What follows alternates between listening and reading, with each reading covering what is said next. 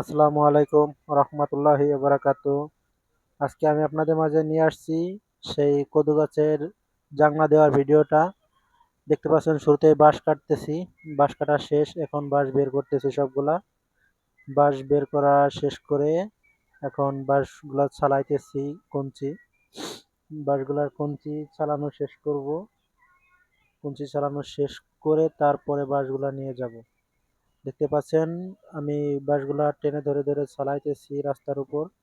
আর সাইডে ভাতিজা আছে, সে কঞ্চিগুলা পরিষ্কার করতেছে, তাকে যদিও ক্যামেরার সামনে আনি নাই।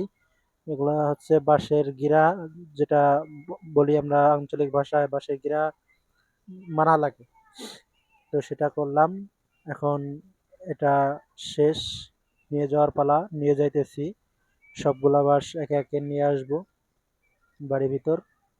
বাড়ির ভিতর নিয়ে আসার পরে বাঁশের ভূমিগুলা ঠিকঠাক করে পরিষ্কার করতেছি। পরিষ্কার করা শেষ হলে তারপরে আবার নেট দিয়ে এটার ভিতর দিব।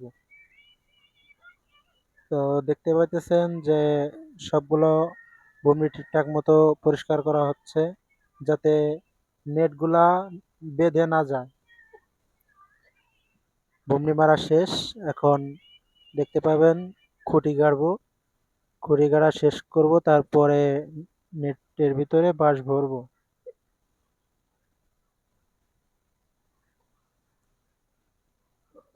এই আমি আর আমার এক বাড়ির পাশে বড় ভাই দুজনে মিলে খুঁটি গাড়ার কাজ করলাম। খুঁটি গাড়া শেষ, এখন নেট টান টান করেছি।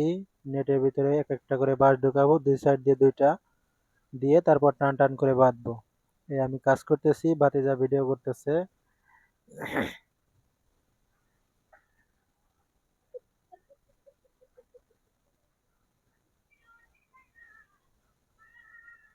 তো যাই হোক, দেখতে পাচ্ছেন যে কিভাবে নেটগুলো মানে টানাইতেছি, কদু গাছের জানালা দেওয়া যেটা বলে।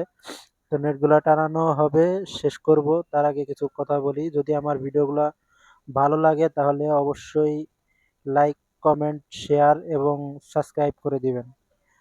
যদিও আমার এটা ব্লগ ভিডিওর মতো, কিন্তু আমি অত সাজিয়ে গুছিয়ে কথা বলতে পারলাম না। তারপরও ভিডিও করলাম, যতটুকু করতে পারছি, যতটুকু দেখাইতে পারছি, দেখতে পারছেন। আশা করি সকলেরই ভালো লাগবে। পরবর্তী ভিডিও দেখার জন্য সকলকে বেল বাটনটি দাবিয়ে দেওয়ার জন্য অনুরোধ করা হলো।